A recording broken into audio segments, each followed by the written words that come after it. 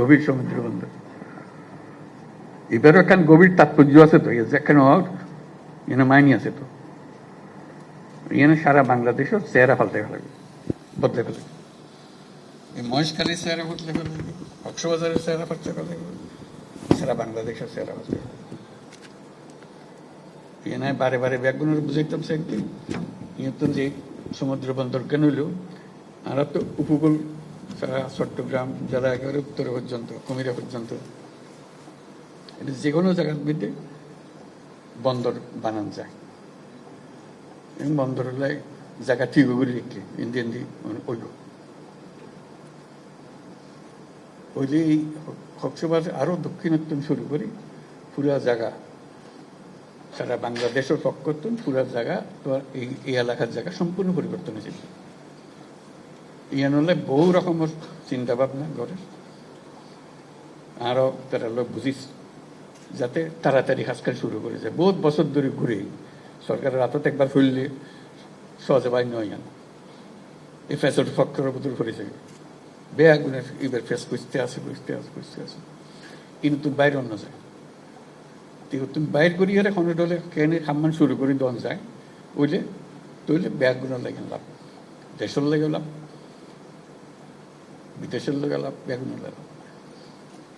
জিয়ান কইতাম আসছিলাম যে ধরো আমরা বাংলাদেশের বিরাট সমুদ্র পাইলাম, আমরা নেপালের মতো দেশের তখন সমুদ্র নাই, ইয়ান তার কোয়াল ভাঙা সমুদ্র নতাইলে তার দুনিয়ার লয় যোগাযোগ আর না থাকে, ট্রেন করি আর কত মালা নিয়ে যাবে। সমুদ্র হলে আসল জায়গা, দুনিয়ার লয় ব্যবসা করেন ফেলে সমুদ্র লাগে, ভুটানের লয় জায়গা নেই, সমুদ্র নাই। আর ভারতের যে 7 সিস্টার যে রাজ্যগুলি আছে ইতারেরও নেই, তারা বলতে আড়াতে আছে, তোমরা আর সমুদ্র ব্যবহার করো, আর ব্যবসা করো, তোমারও জীবন পাল্টে যাক, আর জীবন পাল্টে এটারও রাজধানী তারা ছাড়া হইতো নাই ছাড়া। সেই কারণে কক্সবাজারের ভূমিকা বিরাট ভূমিকা। ইয়ান কেন করি গরম যাইব অনার মনে কি আছে জানি পেলাম, আর কথা হয়ে পেলাই নয় অনার তো জানি পেলে আসি না, এটা আর একটা লিস্টি দিয়ে হারা হারা কথা হইবেন, এই লিস্টিও ধরে ধরে একজন এখন এটি ভোট দিলে মানুষ আছে, ব্যবসায়ী আছে, ছাত্র আছে, শিক্ষক আছে, উনির ব্যবসায়ী আছে, তারপরে এনজিওর প্রতিনিধি আছে, বহু রকম প্রতিষ্ঠান আছে। যখন এখন হইব একজন একজন শুরু করতে বলবে নাকি কেউ?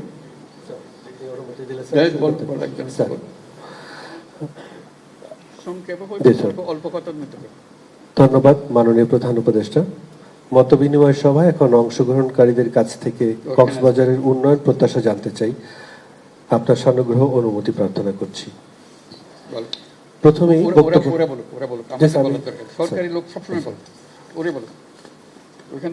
প্রথমেই অনুরোধ করছি নীলিমা আক্তার চৌধুরী, নারী উদ্যোক্তা। বিসমিল্লাহির রহমানির রহিম। আমি নীলিমা আক্তার চৌধুরী, প্রতিষ্ঠাতা ও প্রধান নির্বাহী অগ্রযাত্রা। অগ্রযাত্রা একটি জাতীয় এবং আন্তর্জাতিক পুরস্কারপ্রাপ্ত সংগঠন, যুব উন্নয়ন কর্তৃক অনুমোদিত। পর্যটন রাজধানী কক্সবাজার জেলার সকল নারীদের পক্ষ হতে আজকের এই বিশেষ দিনে মাননীয় প্রধান উপদেষ্টা মহোদয় এবং সম্মানিত সুধীবৃন্দকে আন্তরিক শুভেচ্ছা ও সালাম জানাচ্ছি। কক্সবাজার জেলা পর্যটন কেন্দ্র, অর্থনীতির কেন্দ্র, পর্যটনের একটা অংশ মাত্র।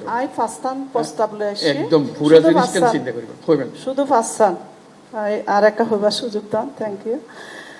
কক্সবাজার জেলার নারীরা ঐতিহ্যগতভাবে রক্ষণশীল এবং স্রোতের বিপরীতে তাদের বেড়ে ওঠা, এবং আমরা সবসময় উপকূলে আছি এবং আমরা বিভিন্ন বাধা বিপত্তি অতিক্রম করে যুদ্ধ করে আমরা রুজি আহরণ করি।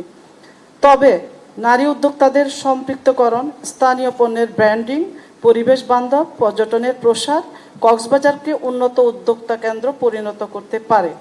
রোহিঙ্গা সংকটের কারণে অনেক চ্যালেঞ্জ আমরা ফেস করছি, যা দক্ষ ব্যবস্থাপনার মাধ্যমে ইতিবাচক পরিবর্তন করা সম্ভব। আমরা যদি মাননীয় প্রধান উপদেষ্টা মহোদয়ের 3-0 তথ্য শূন্য দারিদ্র্য, শূন্য বেকারত্ব এবং শূন্য নিট কার্বন নিঃসরণ বাস্তবায়ন করতে পারি, তাহলে কক্সবাজার তথা সারা বাংলাদেশকে সত্যিকার অর্থে সমৃদ্ধ অঞ্চলে পরিণত করা সম্ভব। এই লক্ষ্যে পৌঁছাতে আমাদের প্রয়োজন তারুণ্য শক্তি, আধুনিক প্রযুক্তি, সুশাসন এবং সামাজিক ব্যবসার সমন্বিত উদ্যোগ। আজকের এই বিশেষ দিনে মাননীয় প্রধান উপদেষ্টা মহোদয়ের কাছে আমার 5টি প্রস্তাব। 1. স্থানীয় অর্থনীতি ও খাদ্য নিরাপত্তা।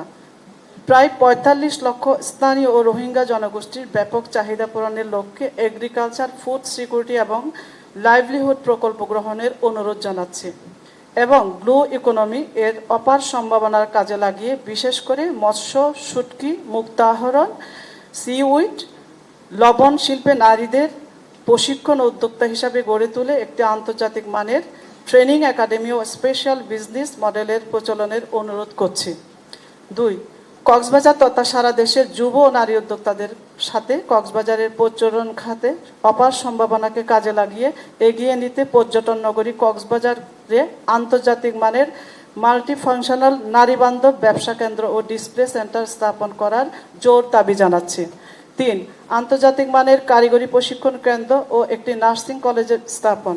কক্সবাজার সহ সারা দেশের যুব সমাজকে, বিশেষ করে বিদেশ গমনে ইচ্ছুক যুব ও নারী সমাজকে ভাষা দক্ষতা, উন্নত প্রশিক্ষণ প্রদানের মাধ্যমে বিদেশে কাজের জন্য উপযুক্ত করা এবং যুব ও নারীদের অর্থনৈতিক ও সামাজিকভাবে উন্নয়নের লক্ষ্যে হোস্টেল সুবিধা সম্বলিত একটি আন্তর্জাতিক মানের কারিগরি প্রশিক্ষণ কেন্দ্র এবং নার্সিং কলেজ স্থাপন করার জোর দাবি জানাচ্ছি। 4. নারী নেতৃত্বাধীন সংগঠন সহ লোকাল সংগঠনগুলোর তহবিল সংকট। বিশ্বব্যাপী ফান্ড সংকট রয়েছে।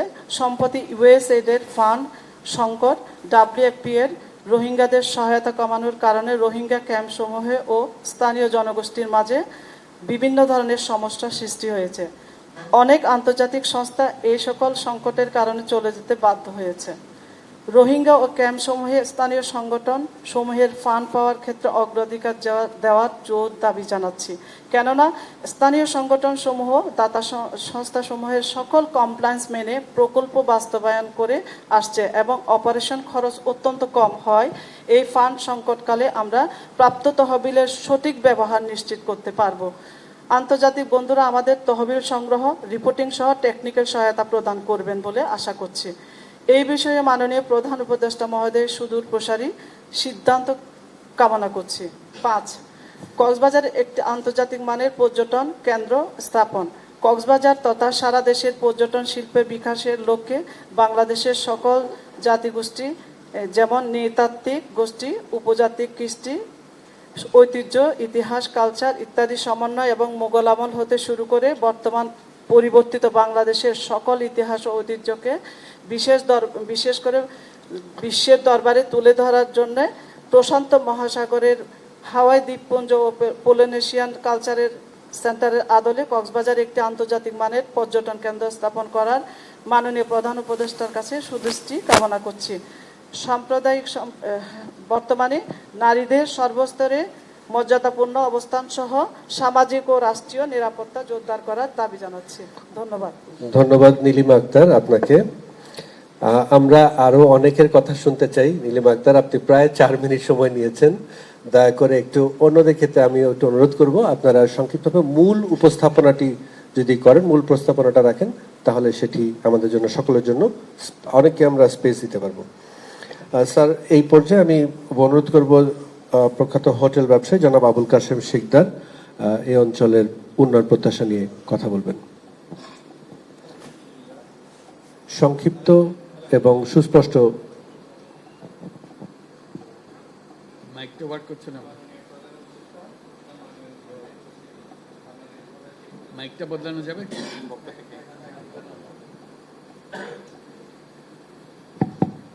মাননীয় প্রধান উপদেষ্টা ও সম্মানিত উপস্থিতি, আপনাদের সবাইকে হোটেল মোটেল গেস্ট হাউস মালিক সমিতির পক্ষ থেকে সাগরিক অভিনন্দন জানিয়ে আমি অবগত করতে চাই যে এই শহরে রয়েছে 5 শতাধিক আবাসিক হোটেল, 3 শতাধিক রেস্তোরাঁ, তৎসাথে রয়েছে পর্যটন সেবা সংশ্লিষ্ট বহু প্রকার সেবা প্রতিষ্ঠান, যাতে কাজ করে 22,000 কর্মকর্তা কর্মচারী। হাজার কোটি টাকা বিনিয়োগে সৃষ্টি হয়েছে দেশবরেণ্য পর্যটন নগর। এই নগরীর উন্নয়নে আমাদের গর্বিত সুযোগ্য সামরিক বাহিনী নির্মিত মেরিন ড্রাইভ সড়কটি পর্যটন নগরীকে বিশ্বমানের মর্যাদা প্রদান করেছে। আমি এই শুভক্ষণে সামরিক বাহিনীকে ধন্যবাদ জ্ঞাপন করছি। সম্মানিত নেতৃবৃন্দ, আপনারা জানেন বিগত বছর সেপ্টেম্বর মাসে অতিবর্ষণে অপরিকল্পিত নগরায়নের ফলে জলবদ্ধতায় শহর প্রায় ডুবে গিয়েছিল। এই সময় মান্যবর জেলা প্রশাসক ও জিওসি কক্সবাজার মহোদয়ের যে তৎপরতা আমি দেখেছি তা সত্যিই প্রশংসনীয়। আমি তাদের প্রতি কৃতজ্ঞতা জানাচ্ছি। সম্প্রতি সময়ে জেলা প্রশাসক কর্তৃক ভ্রমণিকা সফটওয়্যার তৈরি করে প্রসারে পর্যটককে প্রথমবারের মতো তথ্য প্রযুক্তির সরকারি সংশ্লিষ্টতা নিশ্চিত করেছেন। আলস্য অবস্থায় পর্যটন শিল্পকে বিশ্বমানে রূপান্তর করার লক্ষ্যে বিশ্বের সাথে প্রতিযোগিতা করে আর্থিকভাবে উল্লেখযোগ্য অবদান রাখার সাথে আমি প্রধান উপদেষ্টা সহ উপস্থিত দায়িত্বশীলদের নিকট নিম্নোক্ত প্রস্তাব পেশ করছি।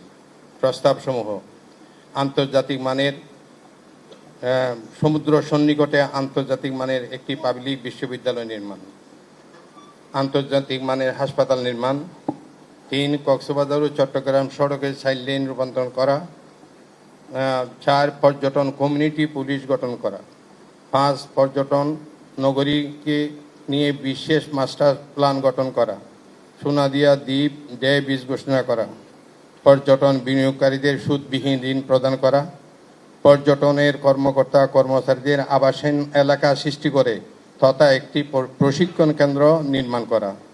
সবশেষে আমি অনুরোধ জানাবো একটি পর্যটন কমিশন গঠন করে দেওয়া। একটা পর্যটন কমিশন গঠন করে দেওয়া, এটা আমরা বারবার উচ্চারণ করছি। বিশেষ অবদান রাখার জন্য প্রধান উপদেষ্টা মহোদয়ের আমরা তৎক্ষণিক একটা সিদ্ধান্ত কামনা করছি।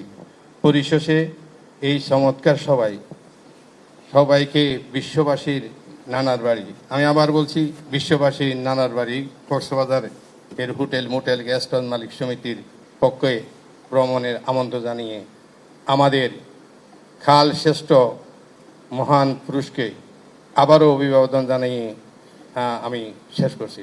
ধন্যবাদ সবাইকে। আসসালামু আলাইকুম ওয়া রাহমাতুল্লাহ। ধন্যবাদ জনাব আবুল কাশেম সিকদার। সম্মানিত সুধী, এই পর্যায়ে আমরা জনাব শাকেরা ইয়াসমিন বক্তব্য শুনবো। তিনি ক্ষুদ্র ঋণের উপকারভোগী। জনাব শাকেরা ইয়াসমিন।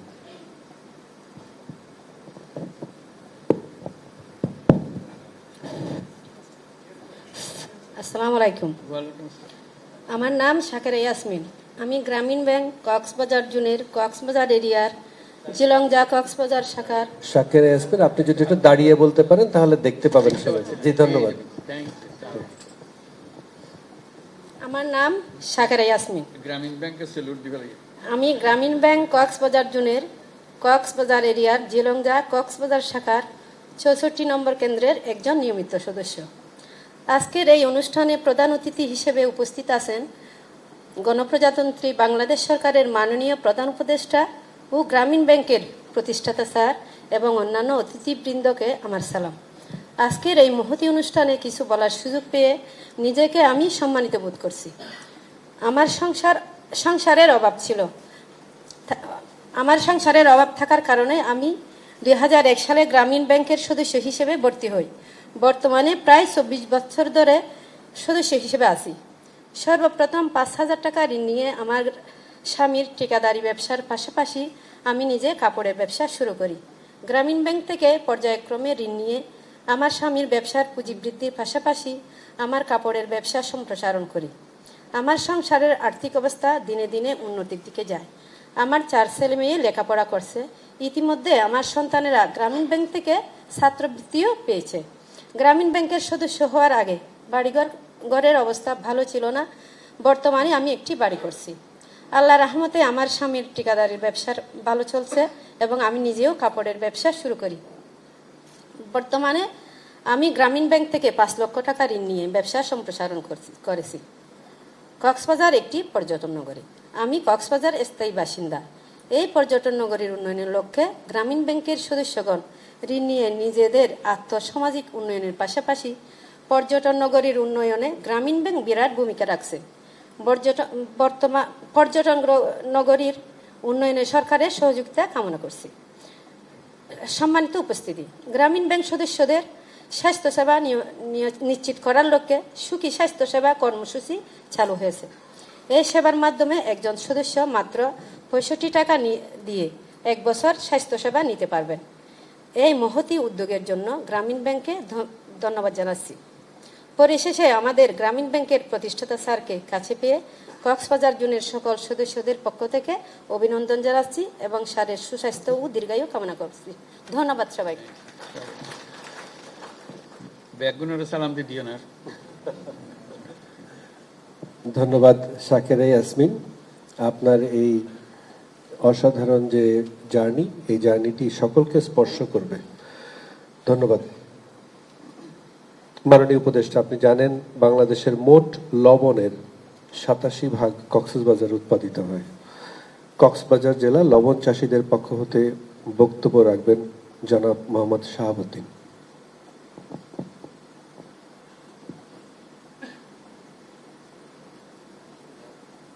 দেখুন,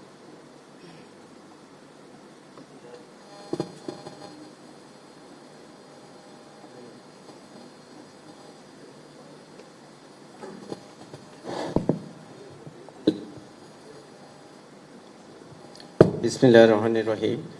মাননীয় প্রধান উপদেষ্টা, আসসালামু আলাইকুম। আমি মোহাম্মদ শাহাবুদ্দিন, সভাপতি লবণ শস্য কল্যাণ সমিতি।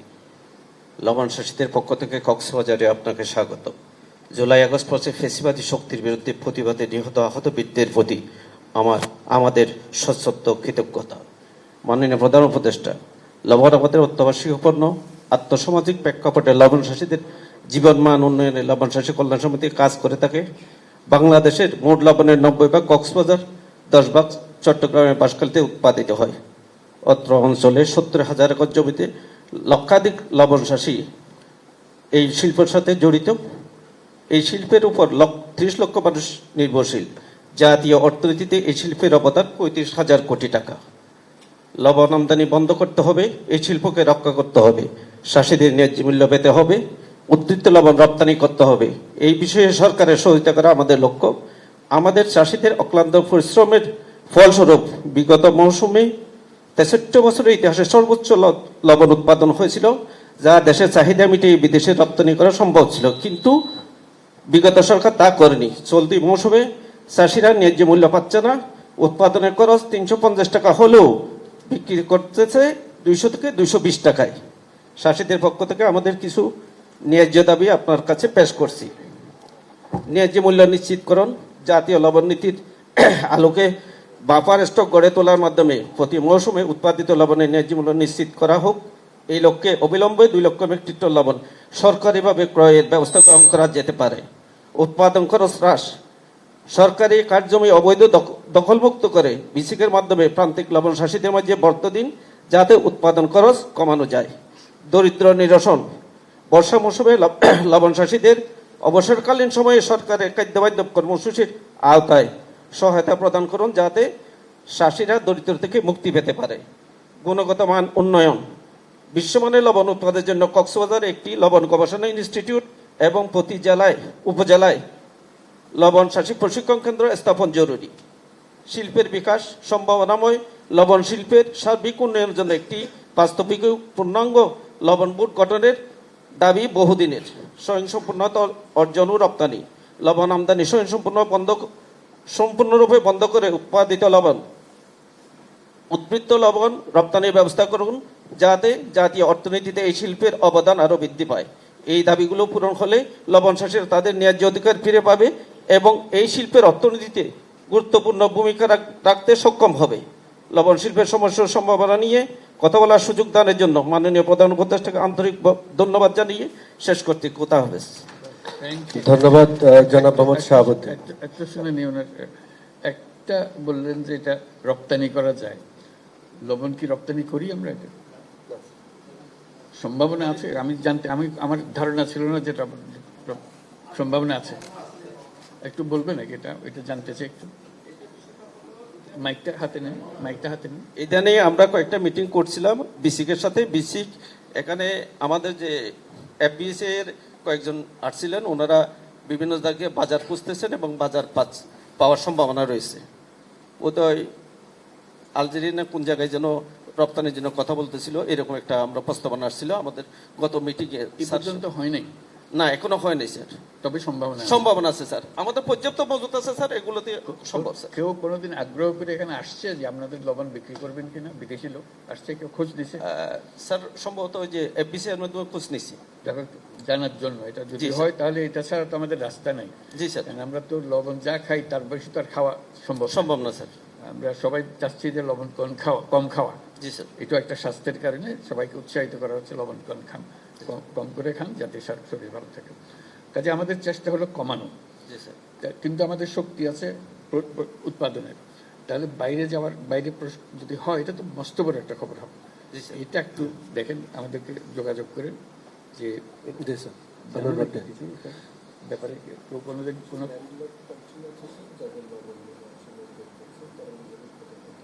হলো দরদাম দেখতে হবে, কারা তাদেরকে দেয়। বলছি তো, যারা ল্যান্ডলক কান্ট্রি যেমন নেপাল, ভুটান, তাদের তো লবণের সোর্স নাই, তো অনেকটা খনিজ লবণ আছে, অনেকে খনিজ লবণ দিতে পারে। আমার যেটা হলো যে যদি লবণ কেউ কেনে, তাতে খোঁজ দিতে হবে আপনি কোথার থেকে কেনেন, কি দামে কেনেন, কোন কোয়ালিটির কেনেন। আমাদেরটা একটু ভালো দামে সস্তা, আমাদেরটা চেষ্টা করে দেখেন।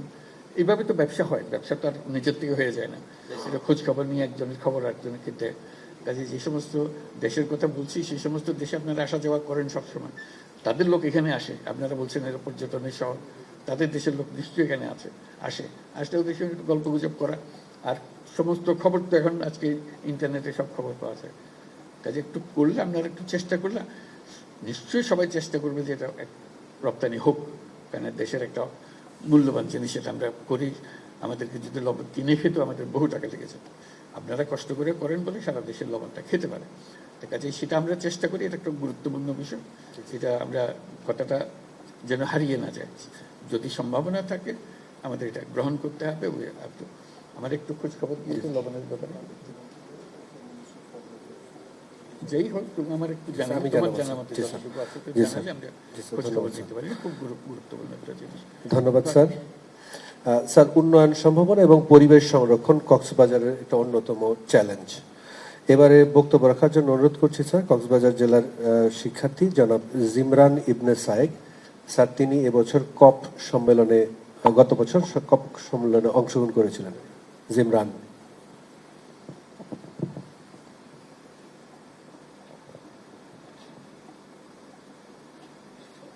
সময়ের দিকে একটু খেয়াল রাখতে হবে, যাতে দ্রুত না, এটা বলার গতি দ্রুত করতে হবে। মাননীয় প্রধান উপদেষ্টা, আসসালামু আলাইকুম। কক্সবাজারের প্রথমত স্বাগতম। আমি জিমরান মোহাম্মদ সায়েক, কাজ করছি পরিবেশ জলবায়ু নিয়ে। বিগত বছর COP29 জাতিসংঘের জলবায়ু সম্মেলনে যাওয়ার সুযোগ হয়েছে। আমি যেহেতু পরিবেশ জলবায়ু নিয়ে কাজ করি, সো কক্সবাজার আসপেক্টে যদি আমি বলি পরিবেশ জলবায়ুর দিকে, আমাদের কক্সবাজারে কিন্তু এই যে ভাঙন, বেসিক্যালি উপকূলীয় যে ভাঙন, এটা সবচাইতে বেশি। এবং মহেশখালী কুতুবদিয়ার যে মানুষের যে কষ্টের যে লাগাম, এই যে সামনে কিন্তু আমাদের বর্ষাকালীন সময় আসবে, তাদের জন্য কিন্তু এই যে টেকসই যে বেড়িবাঁধ, এই টেকসই বেড়িবাঁধের সমস্যা কিন্তু কোনো সমাধান হয়ে ওঠেনি মাননীয় মহোদয়।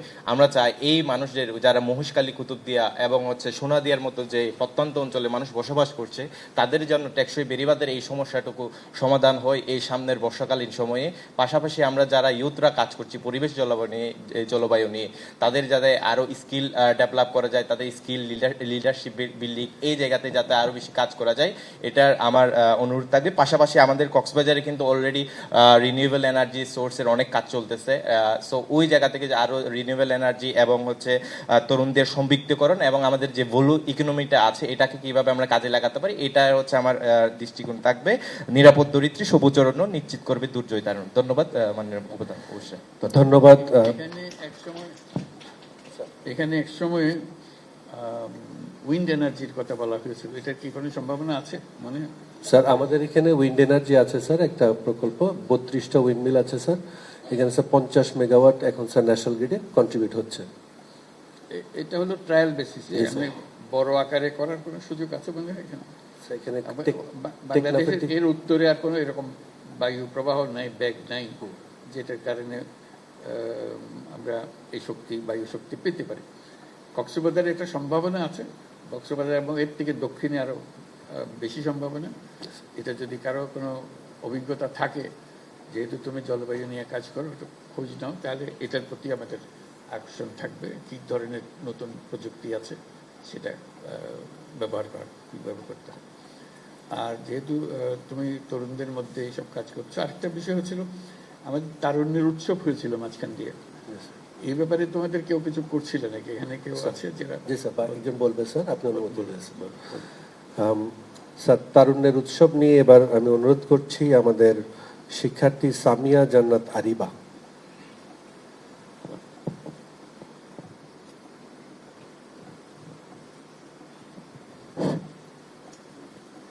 আসসালামু আলাইকুম, আমি সামিয়া জান্নাত আরিবা, একজন স্কুল শিক্ষার্থী। মাননীয় প্রধান উপদেষ্টা, আমরা সবাই তরুণ এবং আপনি তো আমাদের কাছে চিরতরুণ, এবং এই তরুণদের জন্য কিন্তু জেলা প্রশাসন আমাদের তারুণ্যের উৎসব আয়োজন করেছে, এবং এই তারুণ্যের উৎসব সম্পর্কে আপনাকে কিছু জানাতে চাই। এই তারুণ্যের উৎসবে 8টি থিম ছিল এবং 8টি থিমের মধ্যে 206টি ইভেন্ট আয়োজন হয়েছিল, এবং এই 206টি ইভেন্টের মাঝে 2,98,610 জন দর্শক সরাসরি অংশগ্রহণ করেছিল।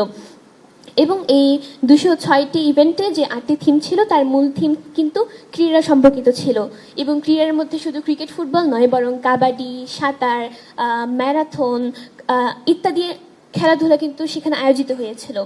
এবং আপনাকে আরেকটা বিষয় জানাতে চাই, কক্সবাজারের ক্রীড়াঙ্গনে কিন্তু আরেকটি সাফল্য যুক্ত হয়েছে, আমাদের সাফল্যের পালক যুক্ত হয়েছে।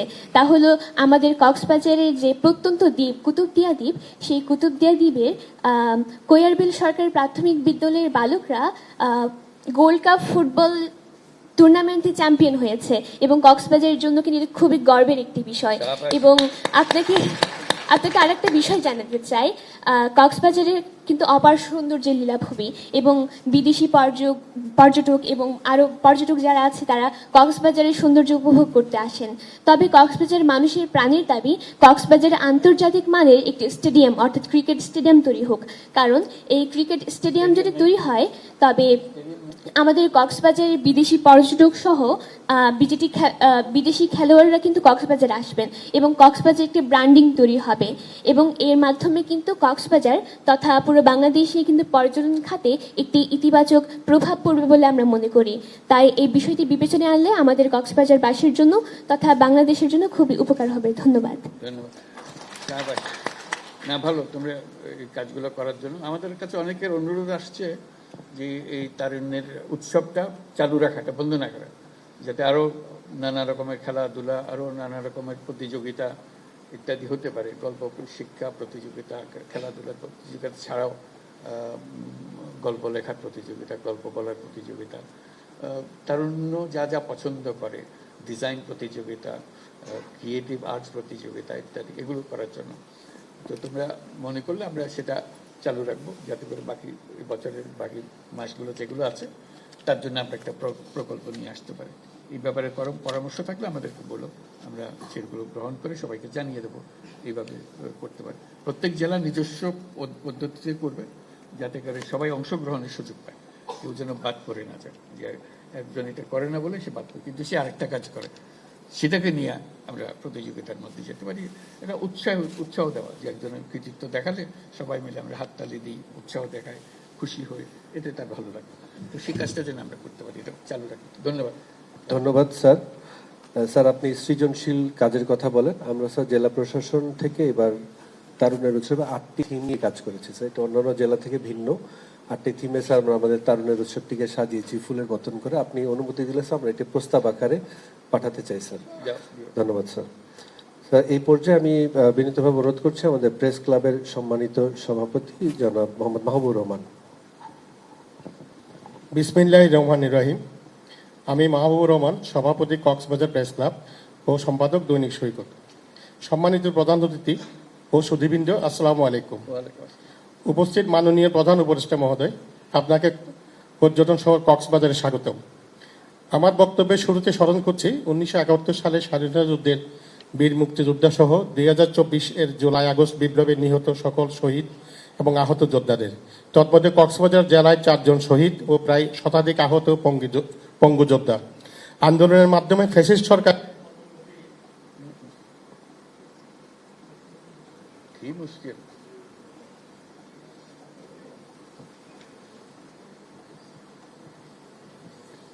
আন্দোলনের মাধ্যমে ফ্যাসিস্ট সরকারের পতন ঘটিয়ে বাংলাদেশের জনগণকে যারা মুক্ত পরিবেশ প্রদান করেছেন সেই সকল যোদ্ধাদের জানাই অভিনন্দন। কক্সবাজার জেলার পর্যটন ও উন্নয়ন সম্ভাবনা শীর্ষক মত বিনিময় সভায় আমি কয়েকজন সংবাদকর্মী হিসাবে পৃথিবীর দীর্ঘতম বালুকাময় সৈকত বেষ্টিত পর্যটন রাজধানী কক্সবাজারের উন্নয়নে আপনার বিবেচনার অনুরোধ জানিয়ে কয়েকটি প্রস্তাব প্রদান করছি, যা জেলার প্রায় 25 লক্ষাধিক জনগণের প্রত্যাশা। 1. বিগত 17 বছর পূর্বে স্থাপিত কক্সবাজার মেডিকেল কলেজের অসম্পূর্ণ কাজ সম্পন্নকরণ এবং কলেজ সংলগ্ন 500 শয্যা বিশিষ্ট স্বয়ংসম্পদ আধুনিক হাসপাতালের কাজ সত্ত্বর শুরু করা। মেডিকেল কলেজ চালু হলেও কিন্তু হাসপাতালটার কাজ শুরু হয়নি। দেশের দক্ষিণ জেলা কক্সবাজারে একটি বিজ্ঞান ও প্রযুক্তি বিষয়ক পাবলিক বিশ্ববিদ্যালয় প্রতিষ্ঠা করা। পর্যটন ও পরিবেশ বান্ধব শহর রক্ষাবাদ নির্মাণ এবং আরও অধিক পর্যটক আকর্ষণীয় স্পট ও বিনোদন কেন্দ্র স্থাপন এবং অর্থনৈতিকভাবে কাজ করার জন্য সুযোগ সুবিধা করে দেওয়া। উল্লেখ্য, কক্সবাজার পর্যটন কর্পোরেশনের 260 একরের মতো অব্যবহৃত জায়গা এখনো কক্সবাজার পড়ে আছে। 4. পর্যটন জেলার সংবাদকর্মীরা বিভিন্ন বিষয় নিয়ে সংবাদ পরিবেশন করে থাকে, তাদের মান উন্নয়ন প্রয়োজন। সংবাদকর্মীদের মিলনস্থল কক্সবাজার প্রেস ক্লাব, আন্তর্জাতিক মানের অডিটোরিয়াম ও অত্যাধুনিক মিডিয়া সেন্টার সহ প্রেস ক্লাব বহুতল ভবন নির্মাণে সহায়তা কামনা করছে। কক্সবাজার চট্টগ্রাম মহাসড়ক 6 লাইনে উন্নীতকরণ এবং কক্সবাজার ও টেকনাফ মেরিন সড়ক নির্মাণ ও সম্প্রসারণ। দেশে একমাত্র লবণ উৎপাদন জেলা কক্সবাজারে লবণ গঠন ও চাষিদের ন্যায্য মূল্য নিশ্চিতে আমদানি বন্ধ করা। 7 নম্বর, জেলার উপর অতিরিক্ত প্রায় 15 লক্ষাধিক রোহিঙ্গা শরণার্থীদের প্রত্যাবর্ষণ শুরু করে সামগ্রিক পরিবেশ ও জনসংখ্যার চাপ হ্রাস করা। প্রায় 25 লক্ষ স্থানীয় জনগোষ্ঠী ও 15 লক্ষাধিক রোহিঙ্গা জনগোষ্ঠীর চিকিৎসা সেবানে বিদ্যমান 250 শয্যার জেলা সদর হাসপাতালকে 500 শয্যার আধুনিক হাসপাতালে উন্নীতকরণ ও ডাক্তারদের শূন্যপদ পূরণ। ইয়াবা ও মাদক নির্মূলে টাস্কফোর্স গঠন করে যুব সমাজকে রক্ষা করা। কক্সবাজার জেলা সদর হতে নদীপথে মহেশখালী ও কুতুবদিয়া উপজেলায় যাতায়াতের সুবিধার্থে পূর্বের কস্তুরাঘাট IWT ঘাট হতে জাহাজ সার্ভিস চালুর লক্ষ্যে ঐতিহ্যবাহী বাকখালী নদী উদ্ধার ও ড্রেজিং করা। সর্বশেষ, বেকার যুবকদের কর্মসংস্থানের লক্ষ্যে এবং জেলার উৎপাদিত পণ্য সামগ্রী স্থানীয় ও আন্তর্জাতিক বাজারজাতকরণের জন্য শিল্প স্থাপন জরুরি। তদলক্ষ্যে বিদ্যমান বিশিক শিল্পনগরী সম্প্রসারণ ও নতুন শিল্পনগরী স্থাপন করা প্রয়োজন। আমার প্রস্তাবসমূহ ধৈর্য ধরে শোনার জন্য আমাদের বৃহত্তর চট্টগ্রামের সন্তান, বিশ্ববরণ্য ব্যক্তিত্ব ও নোবেল বিজয়ী জনাব প্রধান উপদেষ্টা মহোদয়কে ধন্যবাদ জানাচ্ছি। ওনারা আর কক্সবাজারের পক্ষ থেকে অনেক অনেক শুভেচ্ছা ও ধন্যবাদ। আর পরে আর কথা বলাই ধন্যবাদ। ধন্যবাদ জনাব মোহাম্মদ মাহবুব রহমান। মূল্যবান কথা, অনেক প্রস্তাব। শুধু দৃষ্টি আকর্ষণ করার জন্য যে একটা অনেকগুলোর মধ্যে একটা যে হাসপাতালের কথা বললেন, যে হাসপাতালটা সব জায়গাতে হাসপাতাল দরকার, এতে কোনো সন্দেহ নাই। আমার পরামর্শ, আমি নিজে করেছি, আপনাদেরও পরামর্শ দিই, সরকারের জন্য অপেক্ষা না করা। সরকারের হাসপাতাল মানে আরেকটা বিপদের বোঝা আপনারা ঘাড়ে চাপবেন। এই ডাক্তার থাকবে না, ওষুধ থাকবে না, ওই থাকবে না, এর মধ্যে কেন যাবেন? কক্সবাজারে কি লোকের অভাব আছে, টাকার অভাব আছে? আমাদের বলেন। 2-4 জন লোক একাই বলতে পারে আমি করো। এটা দান সূত্রে দেওয়ার জন্য না, যে বিনা চিকিৎসার জন্য দেওয়া না। যা খরচ করছে খরচটা আদায় করে করলে জিনিসটা চলবে। আপনার টাকা আপনার কাছে ফেরত চলে আসবে, যেহেতু আপনি যে বিনিয়োগটা করেছেন বিনিয়োগের টাকা আস্তে আস্তে ফেরত চলে আসবে। এটা হাসপাতাল চলতে থাকবে, যেহেতু মানুষ পয়সা দিয়ে করে, চিকিৎসাটা পায়। সরকারি চিকিৎসার সমস্যা হচ্ছে আপনি যেটা চাচ্ছেন সেটা পাচ্ছেন না, ডাক্তার নাই। আমাদের কাছে বহু হাসপাতাল করে আছে, কোন ডাক্তার নেই। তো এই খামোখা এত টাকা খরচ করে এরকম একটা যে দালান কোঠা বানাইয়া যন্ত্রপাতি বসে, এই কষ্টের মধ্যে যাওয়ার দরকার থেকে আমাদের সরকারের উপর এটা একদম ভরসা না করে। এটার থেকে ভরসা নিজের উপরে কাজ করলে কিন্তু অনেক দূরে গিয়েছে। আপনারা যদি আজকে এই মিটিংয়ে একজনে বলে যে আমি করব, আপনারা সবাই আমাদের সমর্থন দেন, আমি করব, দেখুন যে হয়ে যাবে। এটা জায়গার কোনো অভাব নাই কাজে। আপনারা জানেন কি জন্য করতে হবে, কাকে করতে হবে। প্রত্যেকটা জিনিস, যত জিনিস প্রস্তাব করলেন, প্রত্যেকটা জিনিস নিজেদের উদ্যোগে এটা হওয়া সম্ভব। শুধু কাউকে না কাউকে ওই কোমর বেঁধে নামতে হবে যে আমি করবো। কক্সবাজারের লোকের একটা বৈশিষ্ট্য হলো তারা মাথার ভিতরে একটা ঢুকলে এটা আর বের করা যায় না। কথা ঠিক নয়? কথা মাথার মধ্যে ঢুকে ফেললাম না, না হারিয়ে যাবে। একবার ঢুকে গেলে কিন্তু কই যাবে। ওনারা কই দন্তে সরকার হনো হামলা একদম আরা ব্যাকিং করে ফেলেন। এই লবণের কথা হই না, আর বুঝছো ব্যবসার কথা সরকারের কি আছে, গভর্নর কি আছে, আর একটা বুদ্ধি কম সরকার তো, আর বেশি বুঝি সরকার। সরকার তো কোনোদিন লবণ এক চিন্তা লবণ কোনোদিন ফয়দানো করে, আর তো গজ্জি আরা জানি লবণের কি জিনিস খন্ড কথার কথা বললাম। ব্যাকিং মানুষ ভালা বোঝে, যেহেতু নিযুক্ত গরণ করে সরকার, তো গরণ করে হুকুম দেখালে দেখা যায় ইতারা কথা বুঝান বড় মুশকিল। নিজে করি ফুলে 2-4 জন আত্মরে গেলে বহুত কাম করে ফেলান যায়। এই চেষ্টা করেন দিল্লি কক্সবাজার এনে আজকে পর্যটন কেন্দ্র হইতাম চাইলে না, বললাম যে না, পর্যটনের কথা বারবার করার দরকার নেই। এবার আর বিরাট অর্থনৈতিক শক্তি এই কক্সবাজার, এই পুরা জিনিসের মিকে এরা খেয়াল করে। আমাকে একজনে বললো যে আমরা স্টারলিংক শুনছেন বোধহয় পত্রিকায়, যে একটা ইন্টারনেট ফেসিলিটি আমরা তৈরি করতেছি, যেটা ফাস্ট, খুবই দ্রুত গতির ইন্টারনেট। এই দ্রুত গতির ইন্টারনেট এই কয়েক মাসের মধ্যে এসে যাবে। তো এসে যদি যায় কি ব্যবহার হবে, এইটার ব্যবহারের জন্য তরুণরা একেবারে এক পায়ে খাড়া, তাদের নিজস্ব জগৎ তারা তৈরি করে ফেলতে পারবে, যেহেতু এখন সারা দুনিয়ার সঙ্গে তাদের ইন্টারাকশন শুরু হয়ে যাবে। এর ফলে অনেক ব্যবসা বাণিজ্য সৃষ্টি হবে। আমাকে একজন জিজ্ঞেস করলো যে এই তো ব্যবসা বাণিজ্যর কতগুলো বড় বড় ব্যবসা সৃষ্টি হবে প্রযুক্তিভিত্তিক, কোথায় নিয়ে যাবেন, কোন জায়গাতে এটা ফোকাস একত্রে রাখবেন।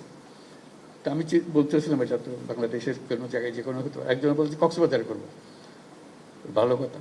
কক্সবাজারের দিন আপনারা পর্যটন করছেন, 2 দিন পরে তো কক্সবাজার প্রযুক্তির শহর, প্রযুক্তির নগর হতে পারে। কে মানা করবে এটাতে, যদি আমরা এটা ধরে ফেলে জিনিসটার ভেতরে ঢুকে যায়। কাজে সুযোগ আসতেছে, সুযোগগুলো ধরার। কেউ তো সরকার এসে আপনাকে ধরিয়ে দেবে না।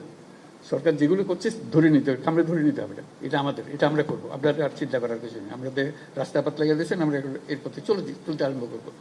এই জিনিসটা করা, উৎসাহ পেলে বহু কাজ আপনারা করেছেন তা না। এখন আমরা বড় কাজের মধ্যে যাব।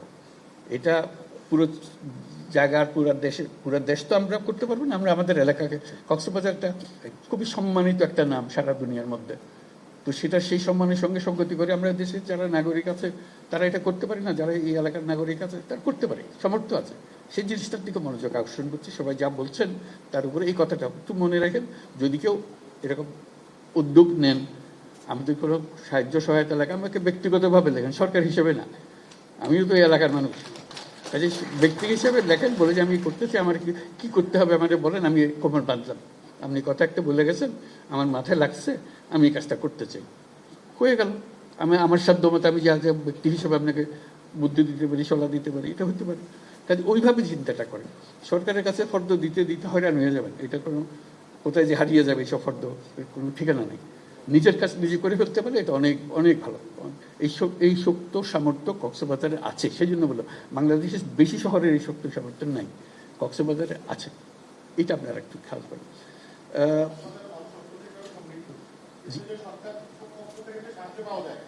তাইলে কিন্তু কক্সবাজার লোকেরা কিন্তু সব এই আমি যে প্রস্তাবগুলো দিয়েছি এই প্রস্তাবগুলো কিন্তু এখানে করা যায়। এখানে মেশিন দিয়ে লবণ উৎপাদন করে এক্সপোর্ট করা যায়, হ্যাঁ আমরা করা যায়, আমরা পারি। কিন্তু আমরা অর্থনৈতিকভাবে সমৃদ্ধ হলেও আমরা কিন্তু আমরা উপর থেকে সহযোগিতা পাই না। আপনারা যদি সহযোগিতা করেন ইনশাআল্লাহ কক্সবাজারের ব্যবসায়ীরা কিন্তু এগিয়ে আসবে। সেই কথাটাই বলছি, সেই সহযোগিতা কি, যেখানে দরজাটা খুলে দেওয়া যাবে সেটা আজকে বলেন, আমারে বলেন, আমি তো সামনেই আছি। কেন এই লবণ শিল্পের দরজা খুলতে হলে কি চাবিটা ঘুরাইতে হবে আমারে বলেন সরকারের পক্ষ থেকে, তাহলে আমি তার ধরে দিই, তুমি ঘুরাইতেছি না, বলুন না, সামনে সরকারের কি করণীয়। আপনি জানেন লবণ কিভাবে উৎপাদন করতে হয়, কারা খায়, কি দামে খায়, কোথায় বিক্রি করা যায়, সব আপনি জানেন। সরকার আপনাকে কি করে দিবে, আপনি বলতে আমার কি করতে হবে, ব্যাংকের লোন নিয়ে দিতে হবে। সরকার তো ব্যাংকের লোন নিয়ে দেয় না, এটা ব্যবসা। তো আপনি যাবেন ব্যাংকের সঙ্গে দেন দরবার করবেন, ব্যাংক আপনাকে দেবে তার ব্যবসার জন্য, ব্যবসায় কাজ করবে। সরকারি পর্যায়ে যে সহযোগিতা করা দরকার স্যার, সরকারি পর্যায়ে যে সহযোগিতা করা দরকার। কে বলতেছেন একটু হাত উঠে? তো আপনি বলছেন হ্যাঁ, সরকারি পর্যায়ে যে সহযোগিতা করা দরকার। এখানে পারমিশনের ব্যাপার আছে, অনেক অনেক রকম ইয়ের ব্যাপার। এই যে সহযোগিতাগুলো যদি করে অর্থনৈতিকভাবে কক্সবাজার অনেক লোক এই ব্যবসাগুলো করতে পারে। তা এখন আমি চাইবো আপনি যেহেতু চিটাঙের মানুষ, অনজরে আর যদি উৎসাহ দেন ইনশাআল্লাহ কক্সবাজারের মানুষ আগে আইব। আর ক্ষুদ্র উৎসাহ দেব আইলাম। ঠিক আছে, ধন্যবাদ ধন্যবাদ ধন্যবাদ। পারিটাই হয়ে যেতে আর তুমি কি হইম বলে আর লেখন আর ফোন করন হতা কন দুইজনে গড়ি ফেলাইলি আর কে থামাই ফেরত না তো। কাজে জিনিস কেন ধরন ধরিয়ে একবার একজনে উৎসাহ দিলে দেখে আর ওইটা কি হয়েছে আর তার বেশি হয়েছে এই শুরু হইল কাম। এই অ্যান্সার জানা। Thank you. পরবর্তীতে যে আমরা আরেকজনের কথা শুনবো স্যার। ধন্যবাদ স্যার। স্যার প্রত্যাশা তো অনেক স্যার, আপনাকে কাছে পেয়েছি আমরা, কিন্তু স্যার আসলে সময় আসলে কারোর জন্য অপেক্ষা করে না। আমরা এবার স্যার জনাব তানভীরুল মিরাজ রিপন, শিক্ষার্থী, তার কাছে শুনবো। স্যার তিনি কক্সবাজারের সন্তান, কিন্তু স্যার তিনি একই সাথে ইকোনমিক্স পত্রিকার একজন ফ্রিল্যান্স রিপোর্টার। মাইক্রোফোন চাপতে তানভীরুল ইসলাম রিপন। ধন্যবাদ মাননীয় প্রধান উপদেষ্টা। আমি লন্ডনের the economist the Bangladesh begins again যে কভার স্টোরিটা করেছে সেটা আমি লিখেছি, তবে আজকে আমি কক্সবাজারের একজন মানুষ হিসেবে আপনার সাথে কথা বলতে এসেছি। সেটি হচ্ছে কি আমার ছোট্ট কয়েকটা রিকমেন্ডেশন আপনার জন্য। আমাদের কক্সবাজারের উখিয়া টেকনাফের মানুষগুলো তারা তাদের লাইভলিহুড শেয়ার করেছে প্রায় 10 লাখেরও অধিক রোহিঙ্গার সাথে। তাদের একটা স্বীকৃতি আসলে খুবই প্রয়োজন। তারা পৃথিবীর সবচেয়ে বেশি হিউম্যানিস্ট মানুষ হিসেবে তাদের হৃদয় খুলে দিয়েছে। এটি যেমন আমার একটা আপনার কাছে আবদার।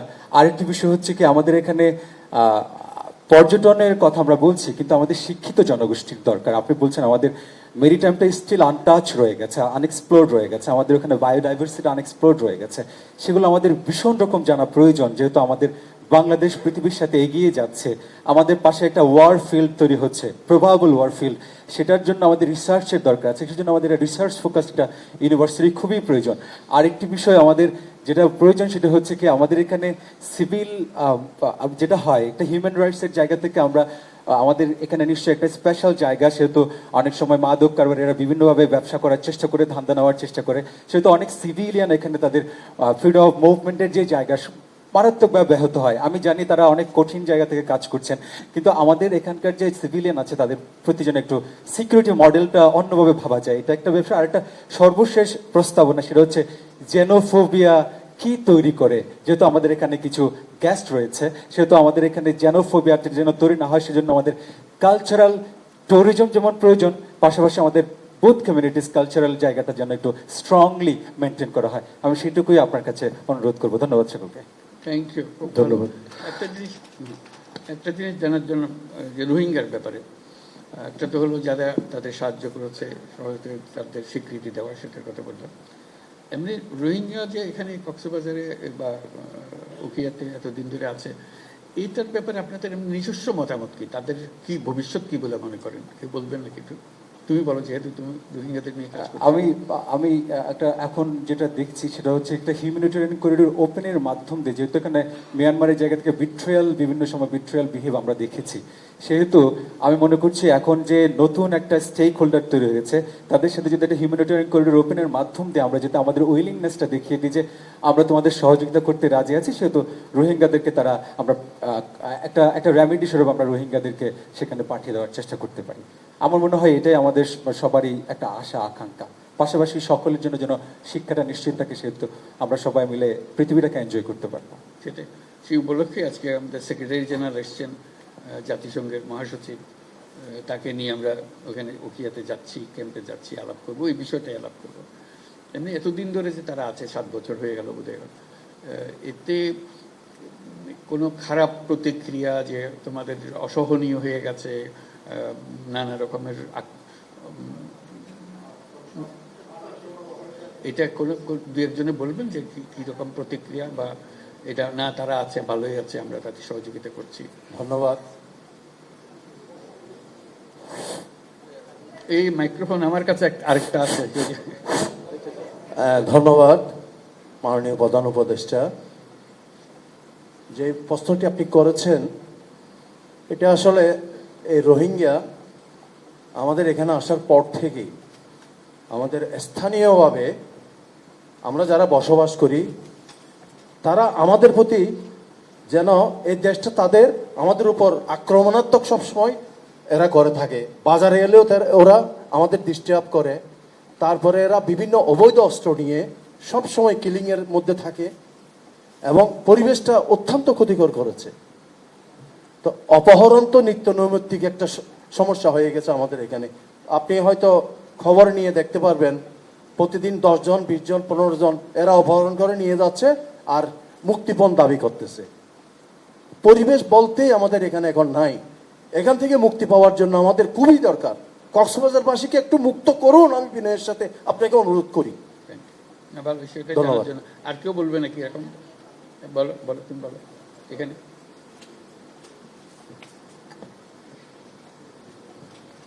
মাননীয় উপদেষ্টা, প্রধান উপদেষ্টা, আমি যে কথাটা বলতে চাচ্ছি যে রোহিঙ্গা ক্রাইসিসটা কিন্তু বাংলাদেশে 3 দশক ধরে চলছে এবং এটাকে কিন্তু ন্যারেটিভটা এরকম যে এটা 2017 থেকে 7 বছরের, সেটা কিন্তু না। এটা আমাদের একটা 3 দশকের মানবিক একটা চ্যালেঞ্জ এবং এটা এখন এমন একটা পর্যায়ে এসে দাঁড়িয়েছে যেখানে শুধুমাত্র লাইফ সেভিং হয়তো ইন্টারভেনশনটা সাপোর্ট দেওয়া যাচ্ছে।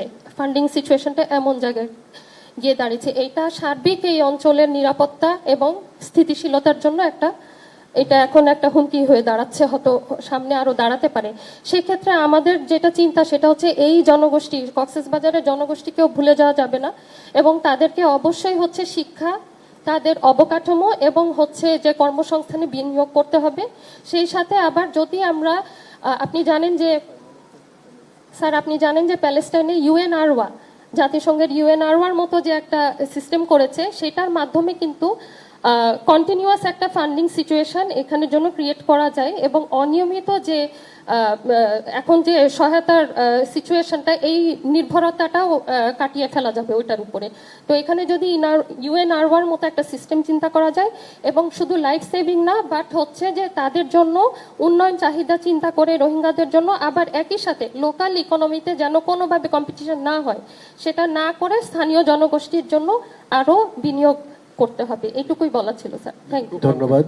ধন্যবাদ। আরেকজন কেউ বলবেন রোহিঙ্গার উপরে? আরেকজন লাস্ট। রোহিঙ্গা ইসলাম আলাইকুম বলে mike mike mike mike mike একটু করে যদি স্যার বলতাম। আমরা একজনের কাছ থেকে শুনবো, কিন্তু আসলে সময়ের সংক্ষিপ্ততা আছে স্যারের পরে আবার আরেকটা জায়গায় যেতে হবে, ওখানে আবার খুব টাইম বাউন্ড। দয়া করে যিনি বলবেন 1 মিনিটের মধ্যে শেষ। 60 সেকেন্ড। বলেন বলেন বলেন। এনআইডি করতে পারছি না, পাসপোর্ট করতে পারছি না। মাইক্রোফোনটা একটু মানে আমাদের কক্সবাজার জেলা এবং চট্টগ্রাম নিয়ে কিছু উপজেলা নিয়ে আমাদের এই কার্যক্রম বন্ধ। তাইলে স্যার এখন এই যে আমরা তো স্যার আমি বাংলাদেশের জন্মগত, কিন্তু আমি স্যার আমি এনআইডি পাবো না। একটু পরিষ্কার করে নিই কথাটা। এরা কি পাসপোর্ট করতে পারছে না? এটা কি অর্থটা কি? জন্মসনদ তো এখন বন্ধ। হ্যাঁ, আমরা এই যে কক্সবাজার জেলা এবং চট্টগ্রামের কয়েকটা উপজেলা নিয়ে